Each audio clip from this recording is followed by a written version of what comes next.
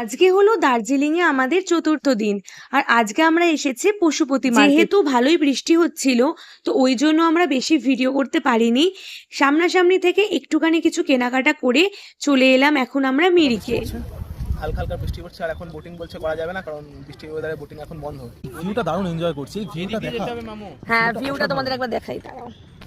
মিরিকে এসে বোটিং করতে না পারায় সত্যি আমাদের খুবই খারাপ লেগেছে। কিন্তু কি বলতো, ওয়েদারটা এতটাই ভালো ছিল, মানে এতটাই ভালো লেগেছে বর্ষার সময়। সত্যি আমরা সবাই খুব এনজয় করেছি।